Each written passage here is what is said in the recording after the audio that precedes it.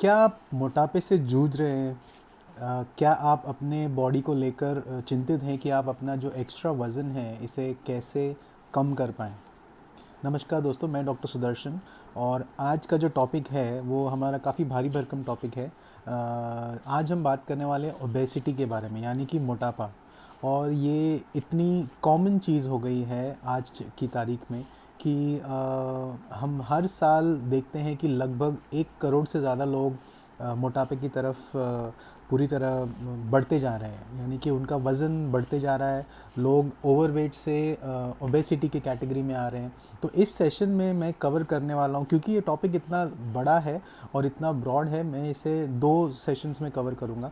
इस सेशन में हम जानेंगे कि ओबेसिटी के रीज़न्स क्या हैं, मोटापा क्यों होता है, क्या रीज़न्स है उसके पीछे और क्या कैटेगरी होती है। आप इस सेशन के बाद जान पाएंगे कि आप अपने मोटापे को कौन सी कैटेगरी में डालते हैं, आप कौन सी कैटेगरी में फ़िट होते हैं, और ये समझ पाएंगे कि क्या क्या रीज़न्स हैं जिसके वजह से आपको ये प्रॉब्लम्स होते हैं और आगे जाके ये आपके लिए कितना प्रॉब्लमेटिक हो सकता है, यानी कि आपको कौन से हेल्थ प्रॉब्लम्स हो सकते हैं मोटापे की वजह से। इससे पहले कि हम शुरू करें, मैं ये बताना चाहूँगा कि हमारा एक कैंप भी है जो हम कल रखने वाले हैं हाउस ऑफ क्योर में।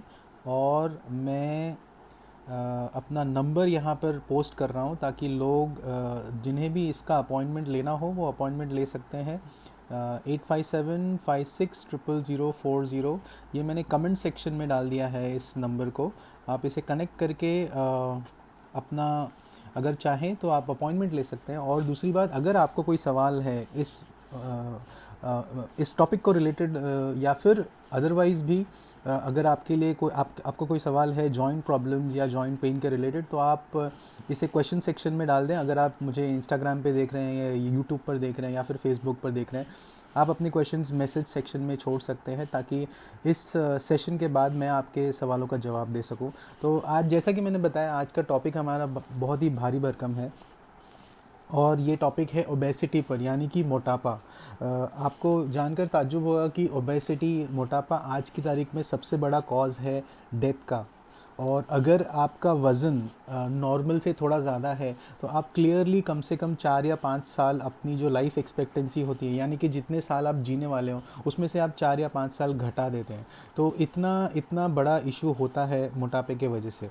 अब ये समझना ज़रूरी है कि मोटापा होता क्यों है। सबसे सबसे बड़ा रीज़न है मोटापे का, पहली बात तो है कैलोरी इम्बैलेंस, यानी कि जब हम ज़्यादा खाते हैं और कम एक्टिविटी करते हैं, इसके वजह से मोटापा एक रेट में बढ़ना शुरू होता है। और दूसरी चीज़ है फ़िज़िकल इनएक्टिविटी, यानी कि अगर आप बिल्कुल भी फ़िज़िकल एक्टिविटी नहीं करते हैं, यानी कि अगर आप बेसिक लेवल का मूवमेंट नहीं करते हैं, बेसिक लेवल की अगर अगर आप एक्सरसाइज भी नहीं करते हैं, तो ये सिर्फ 2 रीज़न्स होते हैं जिसके वजह से आपको मोटापा आ सकता है। और इसके अलावा ये आपके साइंटिफिक रीज़न्स होते हैं। और इसके अलावा अगर आप में कोई जेनेटिक इश्यूज़ हैं, यानी कि आपकी फैमिली में आप देख रहे हैं कि फैमिली हिस्ट्री है, आपके माँ बाप में भी थोड़ी सी मोटापे की प्रॉब्लम है, या आपके ओवरऑल आगे की फैमिली में भी मोटापे की प्रॉब्लम है, तो आप इसको समझ सकते हैं कि ये एक बड़ा इशू है। तो इसलिए तो आपको और ज़्यादा उसके ऊपर काम करना पड़ेगा। तो हाँ, जेनेटिक्स बिल्कुल एक प्रॉब्लम हो सकता है जिसके वजह से आपको मोटापे की इश्यूज़ हो सकती है। इसके अलावा अगर हम थोड़ी और बारीकियों में जाएँ तो हम समझेंगे कि आपकी जो फ्रीक्वेंसी होती है खाने की, यानी कि आप दिन में कितनी बार खाना खाते हो, आपकी क्वांटिटी कैसे होती है, सब अलग अलग किस्म के डाइट और सब अलग अलग किस्म के फार्मूलाज यूज़ करते हैं ताकि वो मोटापे से निकल सकें। कुछ लोगों पे वो फार्मूला काम करता है, कुछ लोगों पे वो फार्मूला काम नहीं करता है। इसके बारे में हम अपने अगले सेशन में बात करेंगे। लेकिन ये ज़रूरी है समझना कि आपकी फ्रीक्वेंसी क्या होती है खाने की, आप कितना दिन में कितनी बार खाते हो, आपकी क्वांटिटी क्या होती है। क्योंकि एक अगर हम कैलकुलेट करें आपके वेट और हाइट के हिसाब से, तो जितना आपको कैलोरी लेना चाहिए, अगर आप उससे ज़्यादा कैलोरी ले रहे हैं और अगर आप उस कैलोरी को बिल्कुल भी फ़िज़िकल एक्टिविटी यानी कि एक्सरसाइज या फिर वर्जिश करके अगर आप उसे बिल्कुल भी नहीं निकाल पा रहे हैं, तो फिर मोटापा कम होने का कोई रीज़न नहीं है, मोटापा हमेशा बढ़ता जाएगा।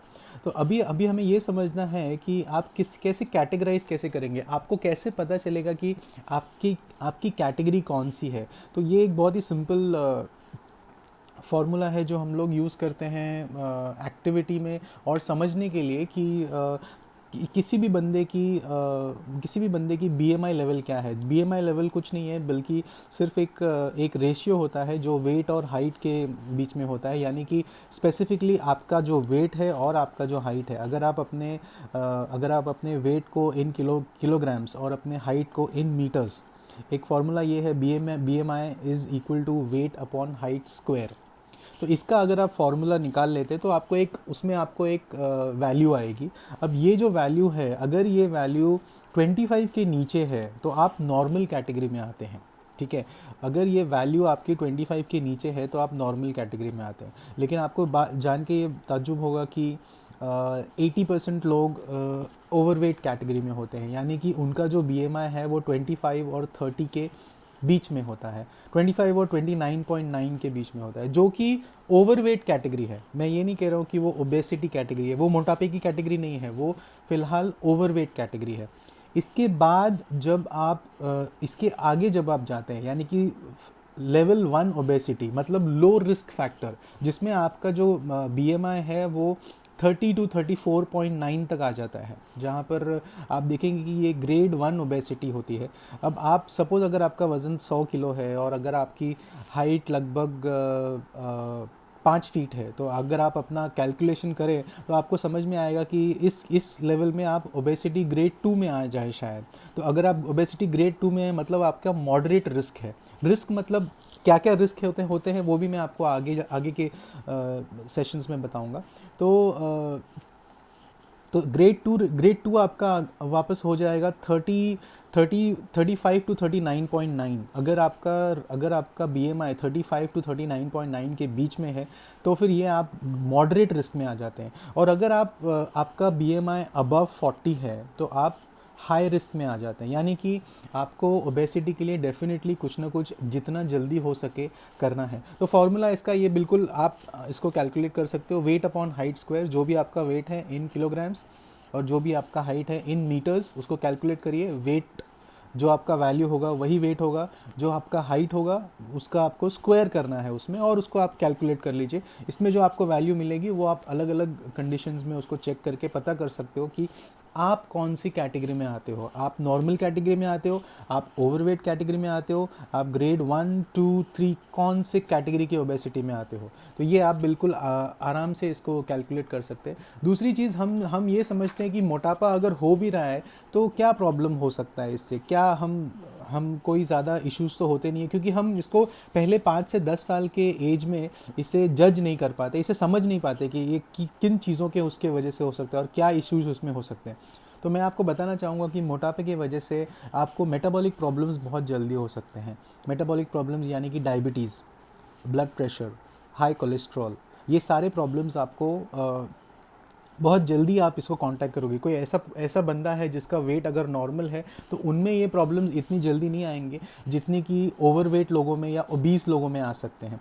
इसके अलावा काफ़ी वक्त आप देखेंगे जॉइंट प्रॉब्लम्स जो होते हैं लोगों में, घुटनों का पेन या फिर बैक का पेन, ये आधे से ज़्यादा लोगों में घुटने या बैक का पेन मोटापे की वजह से होता है, क्योंकि आपका वेट इतना ज़्यादा होता है, घुटनों पे इतना ज़्यादा वज़न आता है, बैक पे इतना ज़्यादा स्ट्रेस होता है कि ये नॉर्मल है कि आप बिल्कुल आपको इस चीज़ का पेन हो। और हम ये समझ नहीं पाते, हमें ये लगता है कि शायद हड्डी में कोई तकलीफ़ है जिस वजह से हमें प्रॉब्लम्स हो रहे हैं। आपको ये समझना है कि आपका वज़न जितना ज़्यादा होगा, अगर आप 75 किलोज़ के हो और अगर आप 100 किलोज़ के हो, तो आप उससे उतना ही ज़्यादा प्रेशर अपने जॉइंट्स पे बना रहे हो। जो बंदा 100 किलो का है वो बहुत ही ज़्यादा प्रेशर बना रहा है, तो उसमें घुटनों का प्रॉब्लम, कमर का प्रॉब्लम, ये सारे प्रॉब्लम्स बहुत जल्दी आने वाले हैं कंपेयर टू ऐसा कोई बंदा जिसका वेट 70 या 75 के बीच में हो। तो ये एक बड़ा प्रॉब्लम होता है जॉइंट पेन का।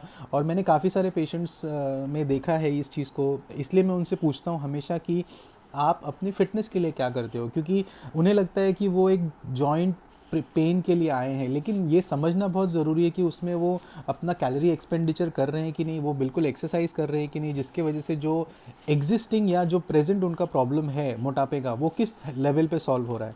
तो ये कुछ सीवियर प्रॉब्लम्स होते हैं जो आप मोटापे के वजह से आप कैरी कर सकते हो। Diabetes, high cholesterol, blood pressure, कभी कभी इसमें आपको एथेरोस्क्लेरोसिस या फिर स्ट्रोक होने के भी चांसेस होते हैं, जिसमें आप देखेंगे कि जो लोग 45 टू 50 के बीच में, 45-50 साल के, लेकिन वज़न काफ़ी ज़्यादा है, इस वजह से सडनली उनमें स्ट्रोक का प्रॉब्लम आ जाता है। स्ट्रोक ऐसा चीज़ है जिसमें एक it's like a heart attack, जिसके बाद आपके वन साइड आपका पैरालिसिस हो सकता है। आप you will not die, but definitely उसमें पैरालिसिस होता है, जिसके वजह से आप बहुत ही प्रॉब्लमेटिक कंडीशन में चलना फिरना मुश्किल हो जाता है और बहुत सारे इश्यूज होते हैं।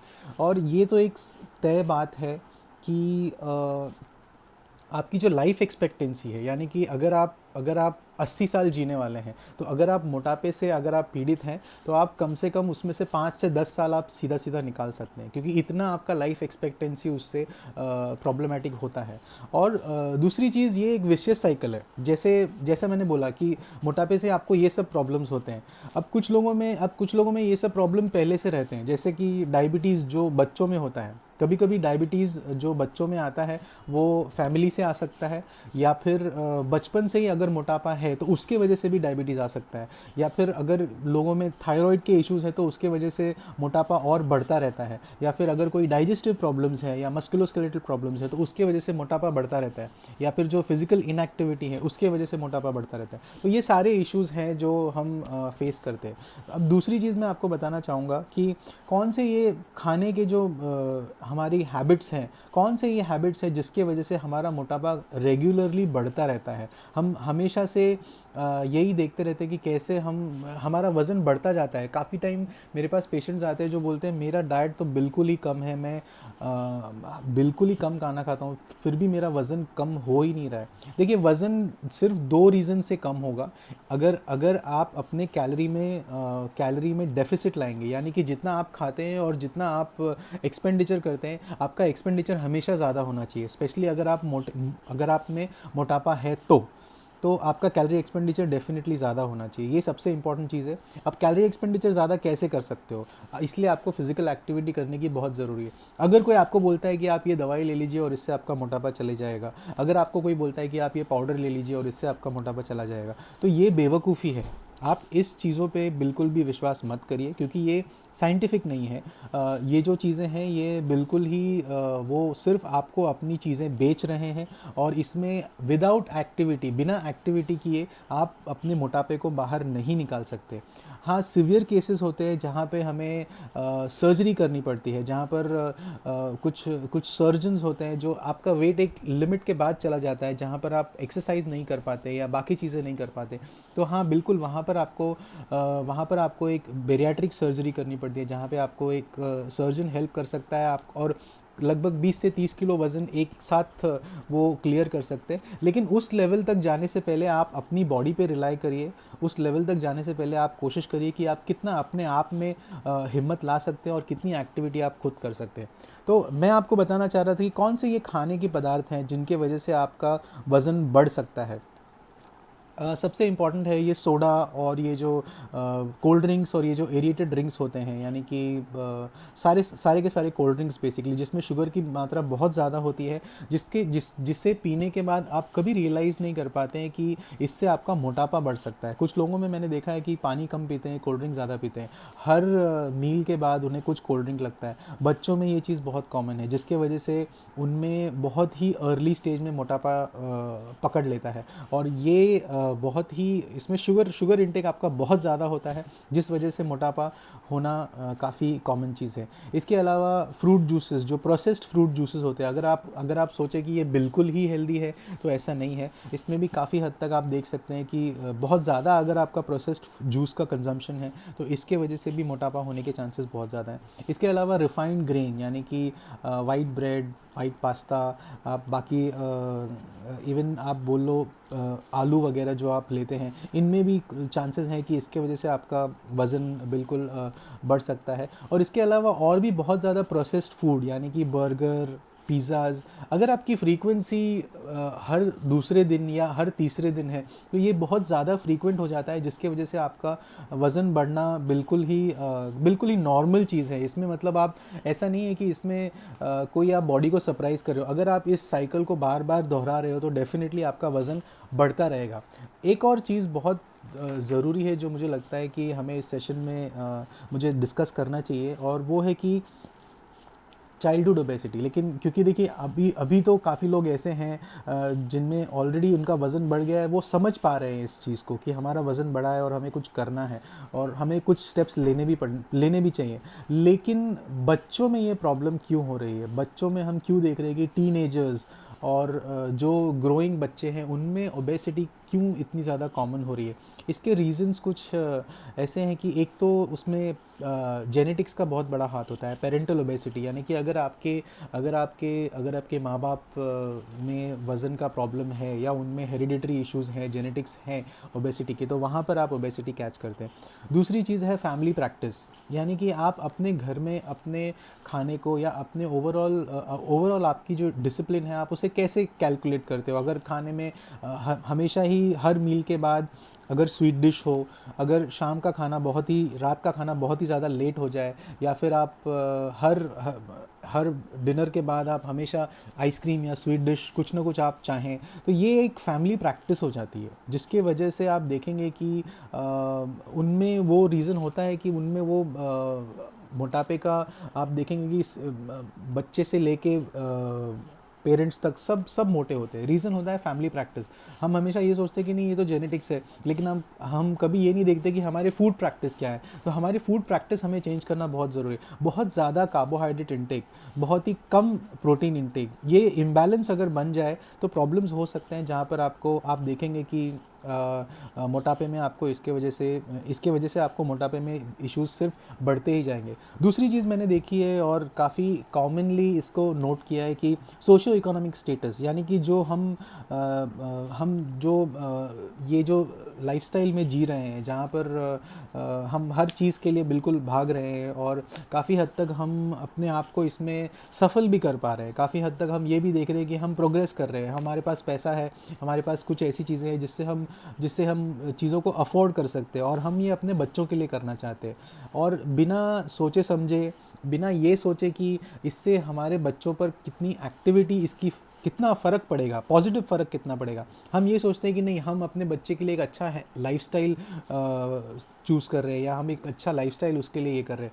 अपने बच्चों को मैकडॉनल्ड्स लेके जाना, या अपने बच्चों को हर हफ्ते या फिर एवरी सेकेंड डे बर्गर खिलाना, इससे आप उनकी लाइफस्टाइल इंप्रूव नहीं कर रहे हैं। इससे आप सिर्फ उनमें मोटापे का एक जहर रेगुलर बेसिस पे डालते जा रहे हैं, जिसके वजह से उनमें मोटापा बढ़ने का चांसेस बहुत ज़्यादा है। तो ये जो सोशो इकोनॉमिक स्टेटस है, इसे हमें समझना चाहिए कि बच्चों को हम बच्चों की जो एनर्जी है हमें उसे पूरी तरह कल्टिवेट करनी चाहिए, उसे हमें दूसरे डायरेक्शन में लेके जाना चाहिए, जहाँ पर हम उन्हें फिज़िकल एक्टिविटी के लिए ज़्यादा प्रेरित करें। हम उनको ये देखें कि ज़्यादा से ज़्यादा वो एक्सरसाइज रिलेटेड कुछ खेल खेल सके, या फिर ज़्यादा कुछ टाइम वो स्पेंड कर सके अपने खेलों में या फिर फिज़िकल एक्टिविटी में। ऐसा मैंने देखा है कि आजकल खेलने का भी तरीका जो है वो सिर्फ वीडियो गेम्स पर सिर्फ डिपेंड हो गया है पूरी तरह। इसके अलावा हम कहीं देख ही नहीं पाते कि मतलब बच्चे और कोई एक्टिविटी करते हैं। हम डिजिटल वर्ल्ड में है, डिजिटल रेवोल्यूशन में है, जहाँ पर हम देखते हैं कि बच्चे और बड़े सारे के सारे सिर्फ मोबाइल या आईपैड पर और कंप्यूटर्स पर अपना पूरा टाइम स्पेंड करते हैं, जिसकी वजह से फ़िज़िकल एक्टिविटी बहुत ही कम हो जाती है। और क्योंकि फ़िज़िकल एक्टिविटी इतनी कम हो जाती है, मोटापा आने का चांस बहुत ही कॉमन है। तो ये एक्सपेक्टेड चीज़ें हैं।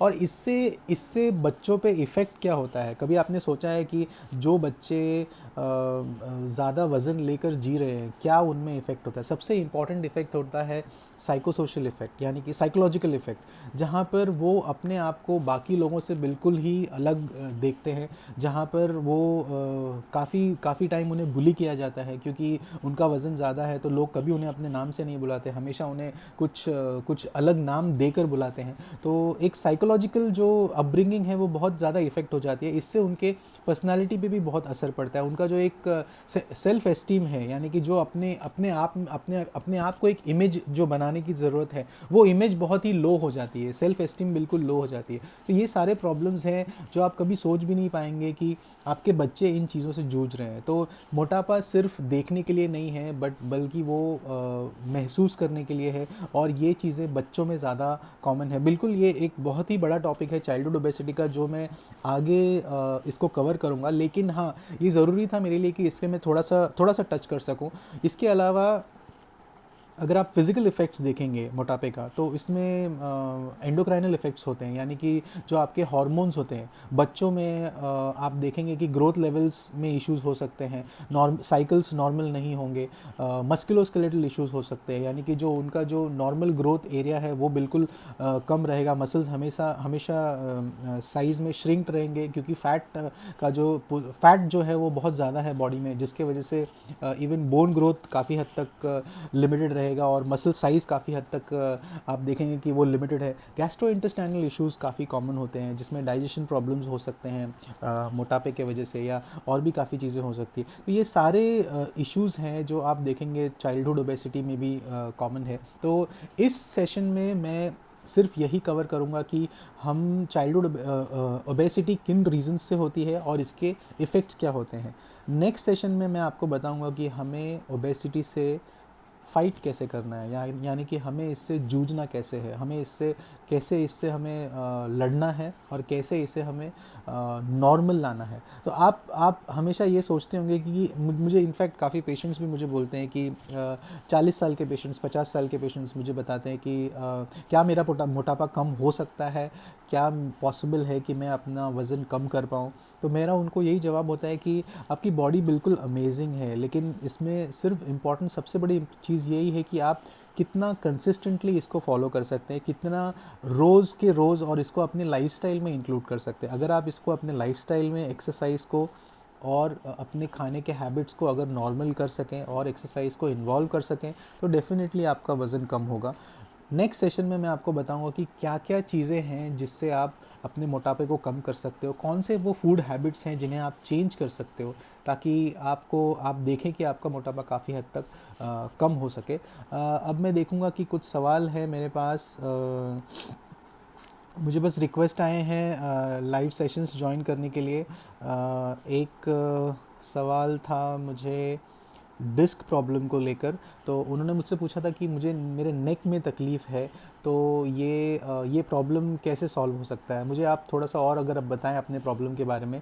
अगर आप 30 से 35 साल के बीच में हैं और अगर आपको ये नेक इश्यूज़ हैं, और मैं समझ सकता हूँ कि आपके एक्सरे या एमआरआई में आपको कुछ फाइंडिंग्स दिखाई देंगी जो बता रही है कि आपको डिस्क का प्रॉब्लम हो सकता है, या आपके जो नॉर्मल बॉडी वर्टिब्राज हैं वो थोड़े से उनमें गैप आ गया है। बट इम्पॉर्टेंट चीज़ ये है कि आप अपने इस प्रॉब्लम के लिए आप बाहर का सॉल्यूशन क्या है, आप क्या कर रहे हैं उसके लिए, ये बहुत ही इंपॉर्टेंट चीज़ है। यानी कि अगर आपके मसल्स टाइट है, अगर आपको नेक मूव करने में तकलीफ़ हो रही है, या फिर आपकी जो एक्टिविटी है, यानी कि जो आप रेगुलर बेसिस पे जो काम करते हो उसमें अगर आप बहुत ज़्यादा आपको आगे झुक के काम करना पड़ता है, या डेस्कटॉप रिलेटेड एक्टिविटी है जहाँ पर आपका पॉस्चर सही नहीं है, आप इन चीज़ों पे पहले ध्यान दीजिए। आप सीधा अपने एमआरआई और एक्सरे पर ध्यान मत दीजिए, और ये मत सोचिए कि ओ माय गॉड मुझे ये प्रॉब्लम हो गया, अभी तो मेरा ये प्रॉब्लम बिल्कुल सॉल्व ही नहीं हो सकता। मुझे इस एटीट्यूड से थोड़ा प्रॉब्लम है, क्योंकि जब आप इस तरह सोचने लगेंगे तो कोई भी ट्रीटमेंट आपके ऊपर काम नहीं करेगा। और इसमें जो अगर हम देखें, नॉर्मल जो ट्रीटमेंट प्रोसेस होता है वो एक पेन किलर का होता है। वो आपको पेन किलर दिया जाता है, और उसके बाद आपका जनरल फिजिशियन या कोई भी डॉक्टर आपको पेन किलर दे देंगे और आपको बोलेंगे कि आप ये पेन को संभालिए और बस आप रिलैक्स करिए। लेकिन इम्पॉर्टेंट ये है कि आपको अपनी एक्सरसाइज करनी चाहिए, नेक एक्सरसाइज आपका रेगुलरली होना चाहिए, आपका जो रेंज ऑफ मोशन है वो नॉर्मल होना चाहिए, क्योंकि जब वो नॉर्मल हो जाएगा, जब आपके मसल टाइटनेस काफ़ी हद तक कम हो जाएगी, आप देखेंगे कि ये चीज़ें सॉल्व हो रही हैं। तो बहुत बहुत शुक्रिया, आज काफ़ी लोगों ने ज्वाइन किया है। मैं एक बार आप सबको एक्नॉलेज करना चाहूँगा। Vijay, Aditya Nar, I am Gaurav, AD Singh, Manoj Pawar, Pragya, Ayushi Tiku, Asavari, Juman मामाजी वाला, HIMS High Joint, Savio Chan, Neha, Mr. Hiru, Give Acids, Avis Joint, Shaz Khan, Rahul Indian, Kunal Sarupriya, Invincible, Love is in Stack, Daksh Batra, DK Kannadiga, Vishu Kashyap, Vishnani Praveen, Vimlesh, Sharan Guru, Mirror Fashions, Dr. Gajan Thane, Bharat Kamavani, son of God, Navjot, Sheikh Raza, Hatim Rangwala, बहुत बहुत शुक्रिया join करने के लिए। और आज हमने cover किया टॉपिक मोटापे के बारे में, जहाँ पे मैंने आपको बताया कि मोटापा किन वजहों से हो सकता है, क्या प्रॉब्लम्स हो सकते हैं, उससे हेल्थ प्रॉब्लम्स क्या हो सकते हैं, और कैसे आप अपने मोटापे को ग्रेड करके समझ सकते हो कि आप कौन से ग्रेड में हो।